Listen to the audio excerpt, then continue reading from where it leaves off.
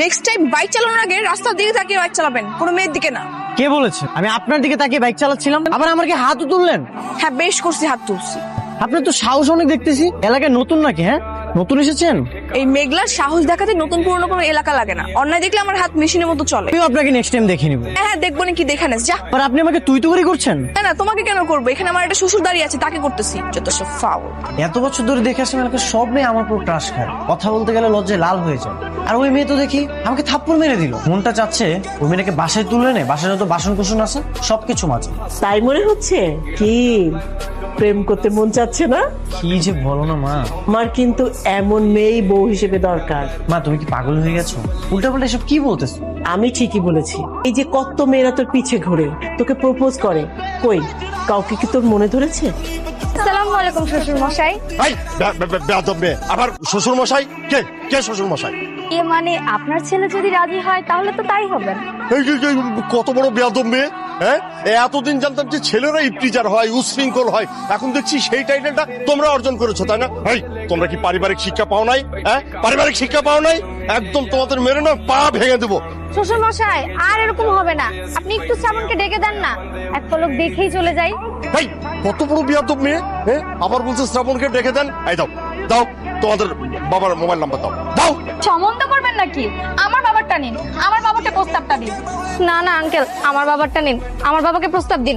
একদম চুপ কর, আমার বাবারটা নিবে আর আমার বাবাকে প্রস্তাব করবে। আমি বলছি না আমার বাবারটা নিবে।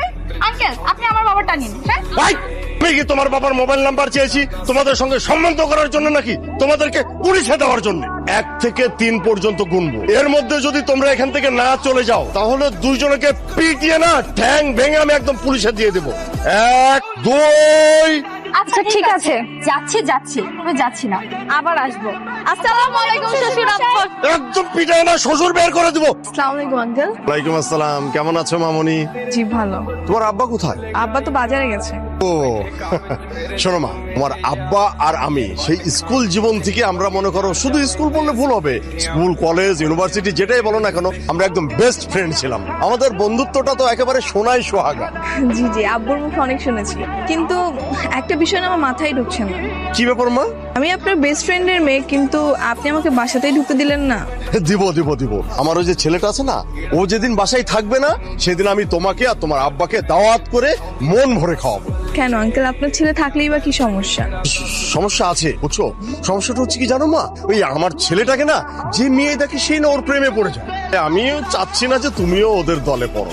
আঙ্কেল আপনি হয়তো জানেন না, আমরা যখন সিলেটে থাকতাম তখন এলাকার সব ছেলেরা আমার পিছনে ঘুরঘুর করতো, আমি ঘুরেও তাকাতাম না। আর আপনি বলতেছেন আপনার ছেলেকে নাকি দেখলেই আমি প্রেমে পড়ে যাব? এটা একটু বেশি বেশি বলেন আঙ্কেল।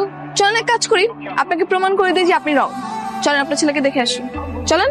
আইসে তো দেখি খাল কেটে কুমির আনলাম, যে যত বলি প্রেমে পড়বো না, এত আগ্রহ দিকে তত বাড়ে, আমাকে উল্টো কাজ করতে হয়।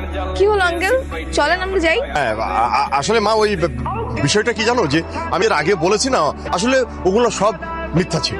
আসল সত্যিটা কি জানো? আসল সত্যিটা হচ্ছে ওই আমার ছেলে না একটা মেন্টা, সব আজে বাজে কাজ করে না, তোমাকে বলে বোঝাতে পারবো না। তুমি যদি ওর ধারে কাছে যাও না তাহলে কিন্তু তোমার বিপদ আছে, বুঝছো? তুমি একদম ওর কাছেই যাবে না। কাছে যদি যাও তাহলে দেখো তোমার জীবনটাকে মানে একেবারে কেরোসিন বানিয়ে ফেলবে। আরে এই যে খোলামেলা প্রাকৃতিক যে পরিবেশটা, এই জায়গায় জগিং করে যে মজাটা পাওয়া যায়, বাসায় তো আমি সেই মজা বা ফিলটা পাই না। কি হয়েছে? কি হয়েছে বাবা? আহা চল, ওদিক সিদ্ধার ছেলে আছে, পাওয়া যাবে না, ওদিকে কামরুলের মেয়ে আছে। আপনার অনেকের মেয়ে আছে তো কি হয়েছে?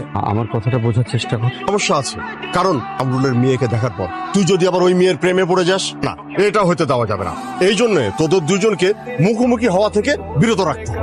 কি বাবা, তোমরা লুকিয়ে লুকিয়ে কয়দিন আটকিয়ে রাখবো আমাদের? আমি বুঝি না, এরকম ভন্ড মাতাল একটা ছেলের জন্য পুরো এলাকার মেয়েরা এত ক্রাশ কেন? প্রেমে পড়ে যাবো আর আমি? আচ্ছা বাবা, তোমার মাথাটা কি ঠিক আছে? তুমি চুপ থাকো, আমি গিয়ে দেখে আসি কি এমন ক্রাশ খাওয়া ছেলে। ওকে, আমি ওই মেয়েকে এক পলক দেখে আসি। ও, আপনি তাহলে কামরুল আঙ্কেলের মেয়ে? ও, তুমি তাহলে শিকদার আঙ্কেলের সেই বখাটে বেয়াদব ছেলেটা, তাই না? কে বখাটে আর কে বেয়াদব? এই সবই জানি আমি, ঠিক আছে? আর সেজন্যই না ওদিন থাপ্পড়টা খেয়েছি।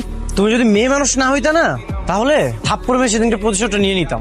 বিয়াদব কোথাকার। এই যে একটা বেয়াদব, তুই আমার বেয়াদব বলস? এখন আবার তুই তো করে কেন বলতেছো? তোমাকে আমি তুই বলছি একবারও? 100 বার করবো তো কি 100 বার করবো মানে? তোমার বেয়াদব মেয়ে কি কোথাকার। করবি তুই? কি করবি? কি করবো মানে দেখবি তুই? চড়া দাঁত ফালা তুমি। আমিও মারতাম, শুধু মেয়ে মানুষ দেখে আমি কিছু বলতেছি না। বুঝলেন ভাবি, আমি আর ও তো এতদিন খামোকে টেনশন